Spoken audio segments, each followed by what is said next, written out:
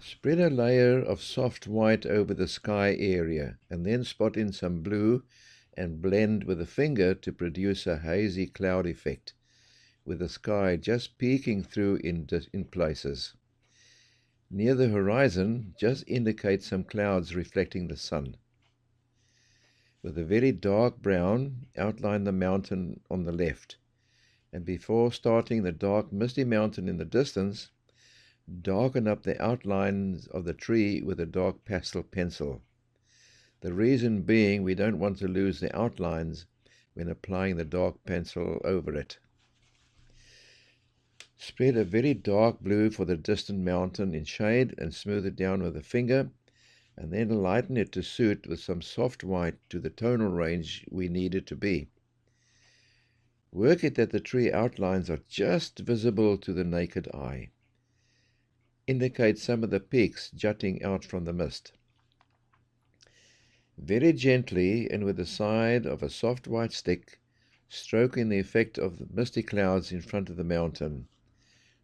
Touch up some of the mountain texture, remembering that we are seeing no actual detail at all.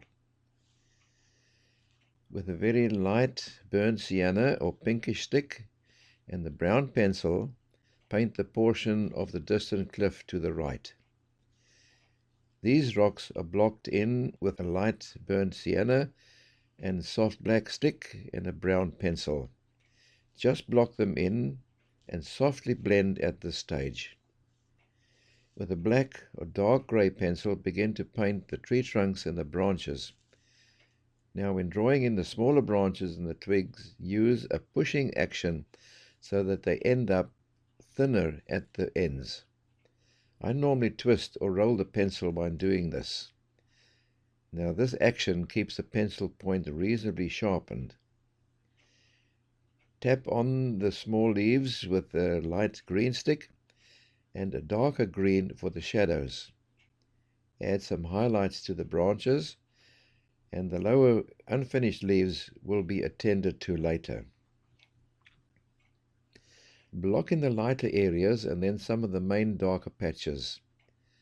Lay a light covering of black over the paper and blend slightly. Darken up the lower end without blending at this stage, and it is easier to use a brown pencil to work on the skyline. Using the flat side of the pencil point is the best method for doing this. There's virtually no detail in the cliffs, so here we will be looking only at tonal ranges as well as color differences. Make good use of the reference photograph.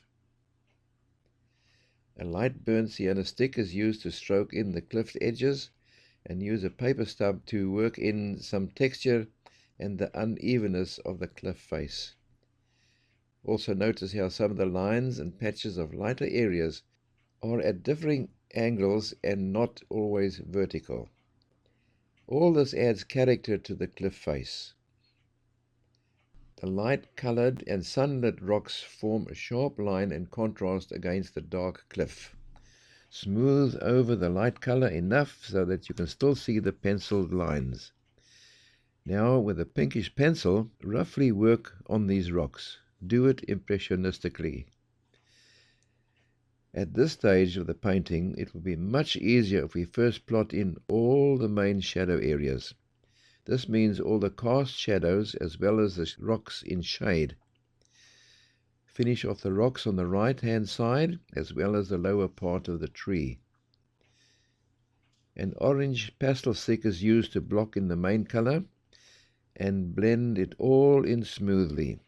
Roughly place all the lighter colored areas and start painting in all the shadow areas caused by the edge thickness of the slabs. Now carefully build up the slabs and smoothing off when necessary.